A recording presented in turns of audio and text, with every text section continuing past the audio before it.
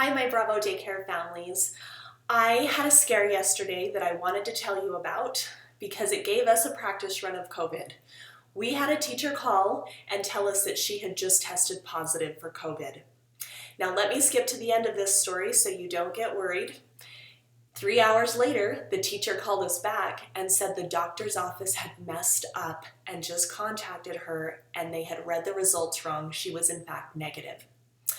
Nevertheless, there was a 3-hour time period where we thought we had a positive COVID test, and I followed my procedure, and I'm now making this video to tell you what we did and what the procedure is, because it's likely we might have to do this again, and I think it's good for us to be confirmed in what the procedure is and what went well, and also for parents to know what our procedure will be. So this is what happened.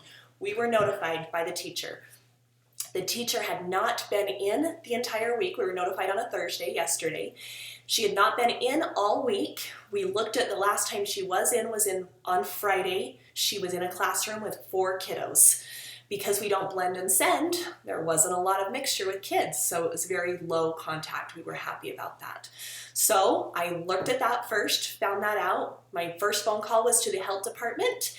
I had to leave a message with all of the details. I left a message, and then I decided that even though the information I had was the health department just goes back 2 days from when the symptoms started, which meant symptoms were Sunday night for her, so we would go back to Friday night and have to contact anyone in that time range. That wouldn't affect Bravo because it was the weekend, but as a mom, I'd still want to know if my child was with someone that just got tested with COVID, and so I decided that anyone was with her on Friday, I was going to go the extra mile and contact them. So I called those families. I personally called, and that will be our procedure. I called mom, I called dad, I left messages, and I talked with people, and I kept calling until I got contact. I left them my personal cell phone so they could get right back to me. So that is our system. You will be notified by me directly. Then the health department, at that point, called me back and we figured out that it was actually a negative result, so they didn't have to continue.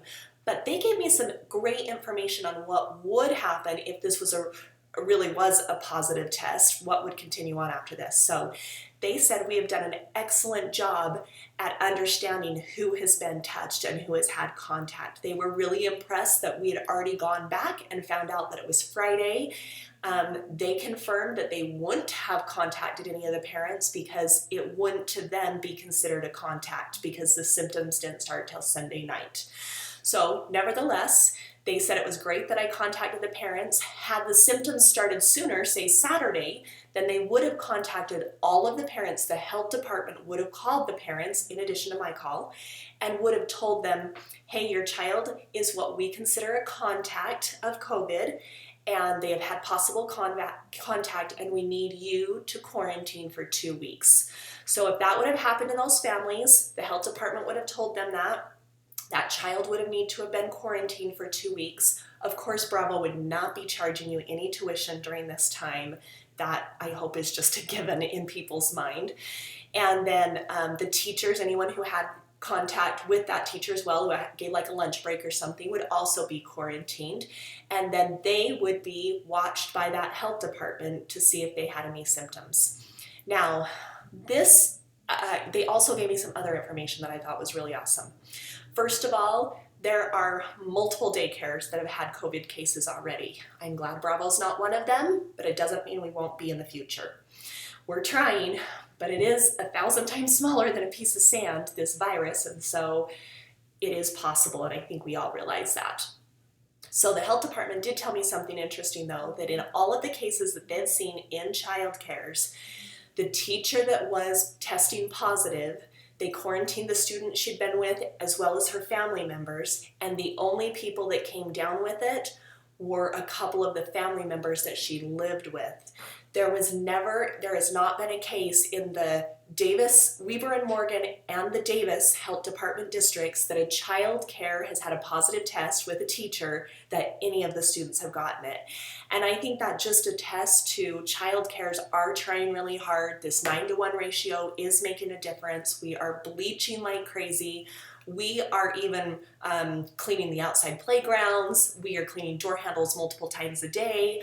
Bravo is going above and beyond, and the health department was really impressed with what we were doing and said we were doing a great job. So I just hope that answers some questions, and I hope I never have to make a video that says that there was COVID in our center, but if it happens, I will be calling you personally if your child was affected, and then I will send a video out to everyone in the center so that they're aware to watch their child for symptoms and just be extra diligent. So I will keep you informed. I do believe in transparency, and we again appreciate you coming to Bravo and your loyalty and how you refer your friends and say great things about Bravo. We really are trying to be the best place for children.